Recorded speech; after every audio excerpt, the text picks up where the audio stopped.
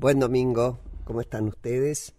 Acá estamos con Pablo Marmorato y Claudio Acevedo, este último en la parte técnica. Gracias, Claudio. Y acuérdense, el mail de contacto es porqueprograma@gmail.com. El 30 de octubre se van a cumplir 50 años de la muerte de Che Guevara, de Ernesto Che, entre comillas, Guevara. Y como ha sido una figura muy influyente en las opciones que se tomó por parte de nuestra juventud, sobre todo en nuestro país, e incluso derramó más allá de nuestro país, queremos hoy discutir sobre ese tema. ¿Cuál fue su influencia? ¿Qué se sabe de su historia? ¿Cómo imaginan ustedes o cómo pensamos nosotros que se fue generando toda su influencia y por qué tantos jóvenes creyeron que era un ideal a perseguir? Lo tomaron como un héroe. ¿Qué necesidad había en esa época de tener héroes? Yo creo que en todas las épocas los hay, a lo mejor ahora menos. Pero bueno, para discutir este tema, para ayudarnos a pensar este tema, yo invité a dos jóvenes a ver a Carnovale. No se rían, al lado mío son todos jóvenes, no, se ríen ellos. Bueno, dos jóvenes, insisto, Vera Carnovale, que es doctora en Historia, recibida en la Universidad de Buenos Aires, investigadora del CONICET y de la Universidad de San Martín, y trabaja en el Centro de Documentación en Investigación de la Cultura de Izquierda. Además ha escrito una vuelta sobre vos escribiste Los Combatientes. Uh-huh. Y ahora está terminando, para el año que viene se publica en Siglo XXI, Editores, una vuelta sobre la militancia revolucionaria. Y también está con nosotros Pablo Stefanoni. Ustedes seguramente lo han escuchado por esta misma radio. Él es historiador y periodista desde ya, columnista de política internacional en Esta Mañana, en esta radio, y es jefe de redacción de la revista Nueva Sociedad. Colabora en el suplemento Ideas de la Nación y en el Mundo Diplomático. Y está terminando, ya se están publicando. Está en imprenta. Un libro, estamos todos revisando para atrás. Es un año de muchas conmemoraciones. Sobre la Revolución Rusa, que lo escribe con Martín Baña. Bueno, yo les agradezco como siempre que hayan venido, muchachos, y dejo planteada la pregunta: ¿por qué la figura de Che Guevara creen ustedes que tuvo la trascendencia que tuvo? Empieza el que quiera. Bueno, la verdad la que joven Vera. La ex joven Vera. Es una pregunta, yo te diría que es la clave, porque uno podría decir, ¿quiénes son los que reivindican la figura del Che Guevara? ¿Y qué es lo que propone el Che Guevara? Digamos, ¿cuál es el programa del guevarismo? ¿En aquella época? En aquella época, ¿no? Es decir, cuando... Y lo curioso es que aún tradiciones jóvenes provenientes de tradiciones políticas claramente opuestas a las posturas programáticas del castrismo o guevarismo, en el contexto de la Revolución Cubana se hablaba más de castrismo que de guevarismo, adoptan esta figura y la reivindican como propia. Esto genera incluso muchas tensiones dentro de las izquierdas, sobre todo de las izquierdas tradicionales, cuando las juventudes comunistas o socialistas reivindican la figura de Guevara en partidos o tradiciones políticas que no adoptan la estrategia guevarista. Entonces, ahora, estas dirigencias también dejan hacer a costa de perder su propia juventud. Entonces uno dice, bueno, ¿qué ofrece la figura de Guevara? Yo me animaría a decir que condensa el espíritu de una época. En ese sentido, hay un historiador inglés, Remion Williams, marxista, que construye el concepto de estructura de sentimientos, que es algo así como la condensación de un espíritu de la época. ¿Y en qué consiste este espíritu? Bueno, yo creo que hay varios componentes de lo que hoy podríamos llamar guevarismo, que son componentes que conforman una identidad muy laxa, pero que permite ser apropiado por muchos. En principio, un latinoamericanismo, ¿no? Uh-huh. Como que esto empalma con tradiciones culturales que exceden el campo de las izquierdas inclusive. Juvenilismo, que es también otro componente clave de la eso, época. Juvenili? Una ética sacrificial que puede empalmar fácilmente con el cristianismo, con lo cual también es otro componente clave de la política de la década, de la política del siglo XX, por supuesto, ¿no? Pero en la década del 60 y del 70, un cristianismo radicalizado, con el énfasis en una ética sacrificial. Y hay algo que yo insisto que para mí tiene sobre todo el mundo, las tradiciones de las izquierdas, que es un fuerte tinte moral, digamos, ¿no? Hablar de la dignidad y la indignidad es un componente clave en la construcción de una subjetividad, sobre todo revolucionaria. Bueno, Marx decía, no se puede ser revolucionario sin sentir vergüenza por lo que se ve, ¿no? Y creo que... por lo que se ve fuera de mí. Por lo que se ve fuera de mí, por supuesto, ¿no? Ante el otro. Todos estos componentes creo que se condensan y estallan, sobre todo a partir de la muerte del Che Guevara, mucho más que en vida, claro, ¿no? Porque la muerte del Che, su propio recorrido biográfico, que es primero ese hombre que va de aquí a allá, ¿no? Por Latinoamérica, no por cualquier parte, por Latinoamérica, cumpliendo un programa revolucionario, participando en un programa revolucionario, a ser funcionario del Estado cubano. Ahí ya se pierde un poquito esta idealización y abandonar ese empeño ingenieril de la construcción de un Estado, de la construcción de un poder para el arrojo, para la lucha y finalmente esa muerte, con una iconografía que le empalma la muerte de Cristo, o al menos así es recibida. Bueno, es esto lo que lo lleva finalmente a construirse como modelo, sobre todo ético. Si uno lee o escucha el discurso de Fidel Castro cuando anuncia la muerte del Che Guevara, los rasgos que se resaltan principalmente son códigos ético-morales. Sí, Pablo. Sí, yo creo que, complementando lo que dice Vera, creo que la propia Revolución Cubana fue una revolución bastante especial, porque creo que cada corriente política, digamos, de la izquierda, encontró ahí alguna verificación de lo que proponía. Y me parece que es un caso bastante vos decís especial. Cada corriente en Latinoamérica. En Latinoamérica, por ejemplo, para mencionar algunas, a diferencia de otras revoluciones que podríamos decir, bueno, esta revolución confirma algunas tesis y refuta otras, yo creo que en la Revolución Cubana todos encontraron alguna confirmación de alguna de sus tesis. El populismo latinoamericano simpatizó con la Revolución Cubana y encontró quizás esa conexión caudillo-pueblo como motor de la historia. ¿Perón simpatizaba? Bueno, tuvo su... ¿Sí? Y sobre todo muchos peronistas, ¿no? Aunque había peronistas también de derecha. Pero me parece que toda una parte del populismo latinoamericano encontró como en el vínculo Fidel-Pueblo una confirmación... Castro era muy crítico de Perón, ¿no? Sí, al comienzo sobre todo, ¿no? Sí. Pero más allá, me parece que como idea había como una simpatía difusa, por lo menos el populismo de izquierda, digamos. En la idea de que es el vínculo, ese caudillo pueblo el que mueve la historia, y acá se confirmaba Fidel como el hacedor de la revolución, incluso dejando de lado todo lo que fue el tejido de la revolución, los barbudos. Que poca gente conoce ¿no? Toda la intervención. Bueno, es que la que triunfó es la historia oficial de la revolución. Y de las huelgas generales, de todo lo que pasó urbanamente, y quedó todo como la épica de los barbudos, ¿no? Y la historia del sindicalismo en Exacto. Cuba, que no era un sindicalismo tan grande, pero que tuvo su papel importante. La nueva izquierda, yo creo, de los 60 y 70, creo que encontró ahí como la renovación del socialismo frente a esos manuales fosilizados del marxismo-leninismo soviético. Encontró como nuevo aire en la acción. Obviamente los partidos comunistas, de manera complicada, porque al comienzo de esa revolución se hizo contra las tesis más oficiales, pero al final de cuentas se alió a la URSS, con lo cual los comunistas terminaron también contentos.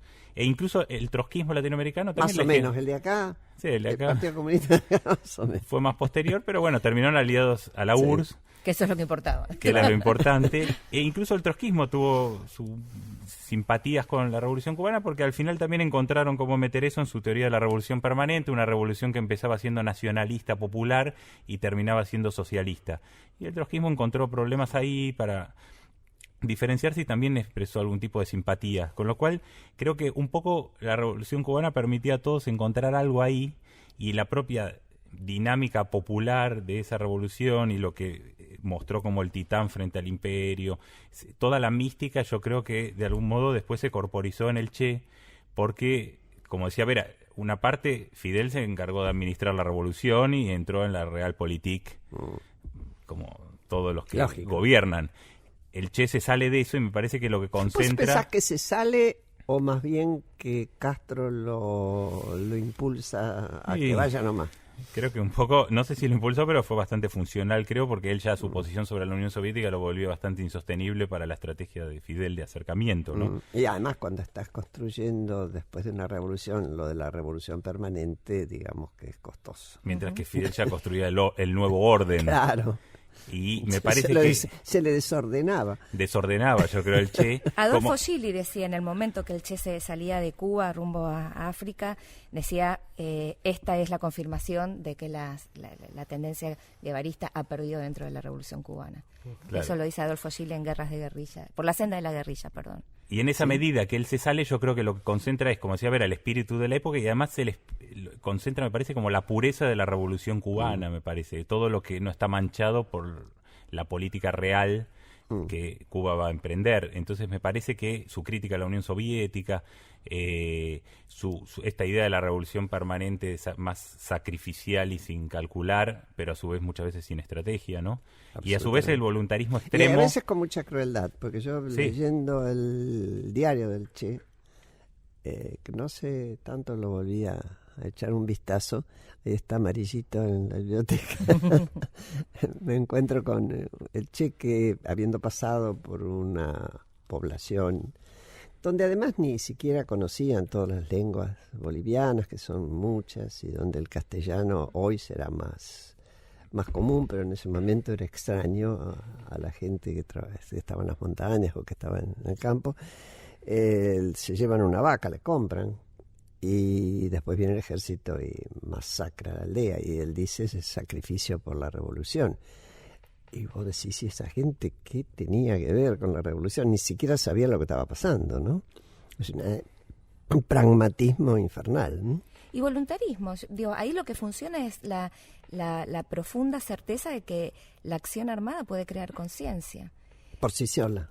Sobre todo cuando te matan. Que además esa premisa es producto de la narrativa que hace la oficialidad de la Revolución Cubana sobre la propia revolución. Esta idea de que 12 sobrevivieron al Granma y eso generó el proceso revolucionario y que queda anulado todo lo que, digamos, todas la dinámica política anterior. Pero eso es lo que también las izquierdas compran, porque es la oportunidad de la intervención sobre el mundo, ¿no? Y esto también forma parte de la subjetividad del siglo XX, al decir de Badiou, bueno, esta posibilidad de tomar la historia y hacerla. La idea de que las revoluciones y la historia se hacen. Sí, No sé rompe si con un marxismo que ponía como muchas condiciones de algún modo. Claro, ¿no? estaba para hacer la determinado revolución. por las estructuras, ejemplo, ¿viste? Todas las condiciones objetivas, hacer demasiado análisis económico, político sobre cómo intervenir, como que volvía a la revolución algo más lejano. El Che yo creo que planteaba esa como inmediatez, aunque en realidad la estrategia del Che, como mencionaban, digo, no funcionó en ningún lado. Tampoco en África. En África menos. De hecho, alguna vez leí por ahí que Nasser, el líder egipcio, trató de disuadirlo en algún momento que se reunió diciéndole como le pareció muy No, en irreal. un momento dijeron, por favor, que se vaya. Por favor, que se Ahora, vaya. Le creaban más problemas que Sí, lo en que el ayudaba, Congo. ¿no? Cuando él escribe, cuando se está yendo de África, dice, bueno, esto es un desastre, acá todos se pelean, no se entiende nada, no saben ni para qué luchan. No estaba organizado como su cabeza. Total, y termina diciendo, me voy con la fe reforzada en la lucha armada, ¿no? Claro. Como, bueno, y muere en esa. Entonces, Pero porque además le había ido mal en la lucha armada en África. Sí. Y bueno, y lo que se decía recién, habría que discutir hasta qué punto en Cuba la lucha armada funcionó en sí misma o funcionó porque había un contexto político, de huelgas, de cuestionamientos de diversos sectores a La la 26 y dictadura. la Julio. debilidad del ejército de Batista La también. debilidad del ejército de Batista, unos Estados Unidos que finalmente tampoco ya lo querían sostener, o sea, había muchas Claro. condiciones que se... Es más, yo me acuerdo, porque viví esa época, chicos, Parimach, revista de derecha, más bien francesa, un reportaje a los barbudos en Sierra Maestra de 4 o 5 páginas enteras con fotos, levantándolos. Una entrevista de, creo que era el New York Times, de un periodista hecha a Castro, levantándolos, porque era molesto Batista. Y suponían que porque Castro era de la burguesía cubana, de una familia ilustrada, era el abogado y demás. Si reemplazaba a Batista, iba a ser menos desprolijo, pero afín a Estados Unidos. Estados Unidos apoyó por eso, y también, en todo caso, en Francia había una corriente... Sí, mientras el Partido Comunista apoyó a Batista en un momento. Claro, esas contradicciones increíbles, ¿no? Ahora, yo igualmente, en torno a esta figura, creo que hay algo que es imprescindible decir, y que es que a veces las identificaciones, a veces no, me animaría a decir que la mayoría de las veces las identificaciones políticas no transitan por carriles racionales, no. Nadie lee un programa y opta por... Transitan por otros carriles, entre los cuales el de la sensibilidad de un lenguaje, de una imagen, de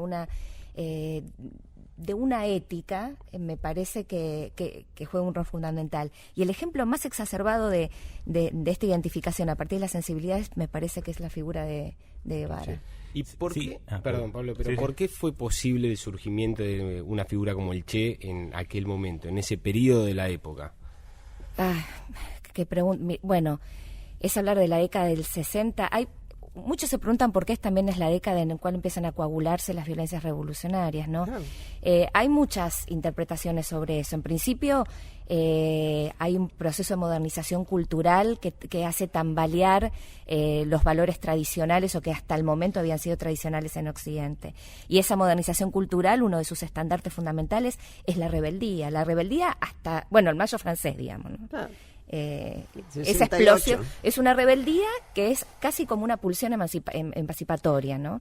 Y una figura joven que está dispuesta a tomar las armas, a sacrificarse, y con la profunda certeza de que hay una dimensión creativa en la violencia, creativa en el sentido de que puede crear una nueva sociedad, un nuevo hombre. Claro. La vieja promesa del nuevo hombre aparece plasmada en este caso en Guevara.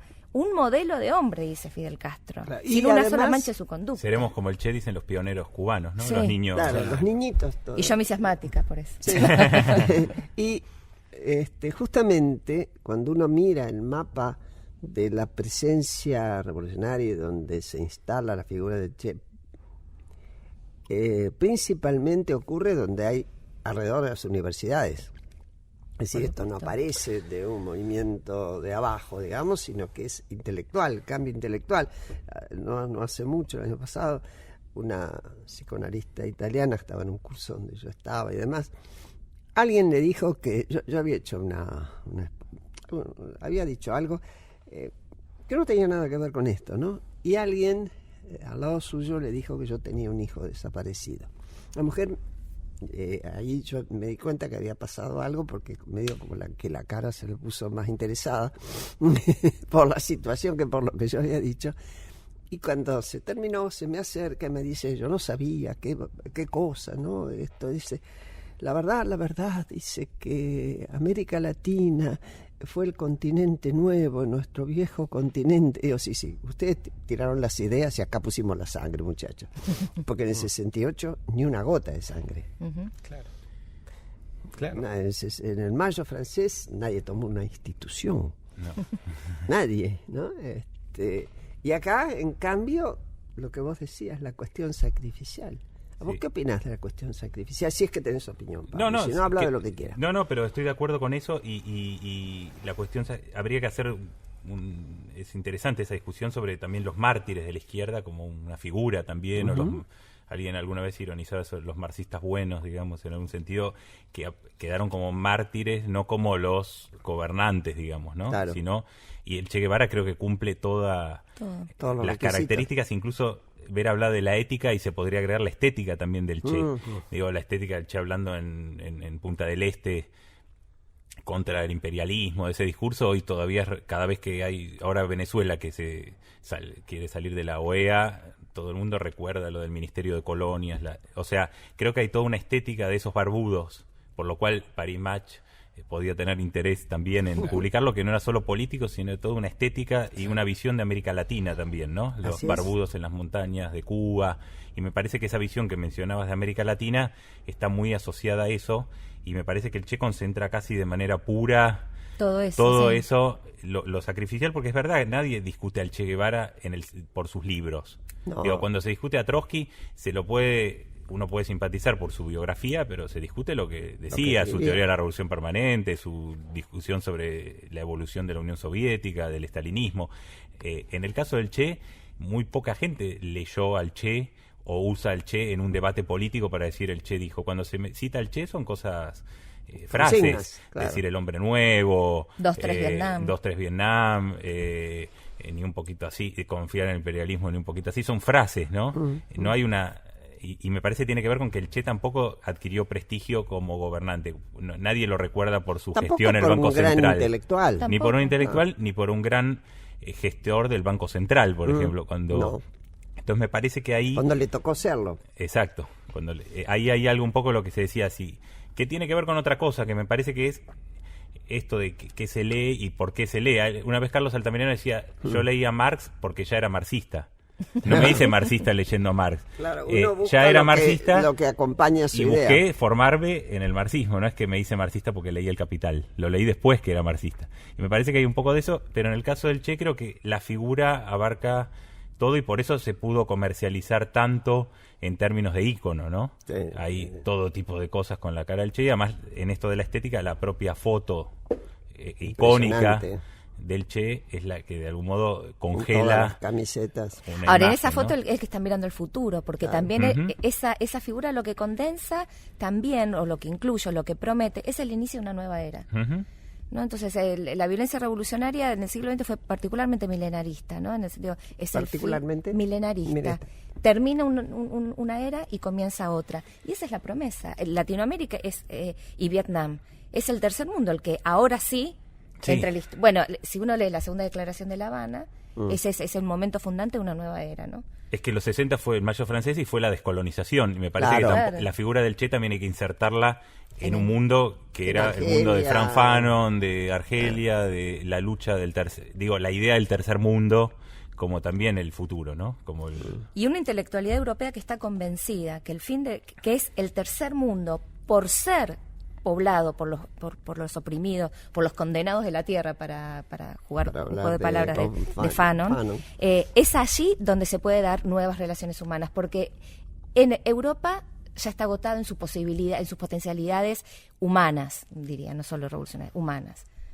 La enajenación, el fin de la enajenación solamente puede venir de esas masas empobrecidas que constituyen el tercer mundo. Me hiciste acordar, los otros días fui a ver la película Dunkerque, que entre paréntesis la recomiendo, es puro cine, muy buen cine, ¿no? Sobre un episodio histórico, obviamente de la guerra. Ficcionalizado, pero bueno, bien hecha, muy bien hecha. Y el discurso de Churchill, cuando al final logran salir los soldados que logran sacar de allí y demás, es un discurso muy encendido, tenía una enorme capacidad de apelar justamente a los sentimientos, y dice, bueno, este es el momento, porque en realidad había sido una derrota fenomenal de los ingleses y los franceses, ¿no? En manos de los alemanes. Es el momento en que el nuevo mundo venga a ayudar a este viejo mundo. Y es la primera vez que yo escucho, mirando para atrás en la historia, esta diferenciación desde un líder político. El viejo mundo pide ayuda al nuevo mundo. Por supuesto que le estaba pidiendo ayuda a Estados Unidos, ¿no? Sí, sí. No al Pero vos mundo. es que Hannah Arendt, hablando en su libro sobre la violencia, lo que dice justamente, bueno, esta es una generación que conoció la experiencia de la hecatombe que fue la Segunda Guerra Mundial y el uso de las armas nucleares, la destrucción masiva. Y la destrucción masiva se concentró en Europa. Entonces, bueno, la promesa no puede venir de ahí. La promesa de un nuevo mundo, un mundo mejor, viene de otro, de otra periferia, ¿no? Sí, y hablando de eso de las armas, el Che también tenía una visión un poco aventurera sobre este tema de la guerra nuclear, ¿no? Hay frases de él que... Eso no me acuerdo. Sí, sobre los misiles. Hay momentos donde él tiene su expectativa incluso en algo que realmente destruya el viejo mundo de una manera un poco violenta también. Y ahí es donde me parece que empieza también su crítica a la Unión Soviética, no solo por el lado de la burocracia, sino también de la convivencia pacífica y de coexistencia pacífica y cosas que la Unión Soviética negoció más en la clave de un realpolitik de convivencia con Estados Unidos, ¿no? Y por eso chocaba el contra con China, claro. la idea del Che y claro, ahí China empieza también, después se volverá también, es decir, el Che no como la tomaba... Revolución Cubana, una especie de oxígeno para el anquilosamiento soviético. De hecho, el maoísmo también jugó un poco este lugar en Europa, en Francia mucho. De buscar, después de la Revolución China del 49, en el maoísmo lo que venía como a dar de nuevo energías. Es como una visión medio vitalista, ¿no? de la El izquierda. Che no tomaba en cuenta que tanto en Rusia como en Estados Unidos cada uno de los presidentes tenía un dedo en el botón rojo, a ver quién apretaba antes. Sí. Seguimos enseguida.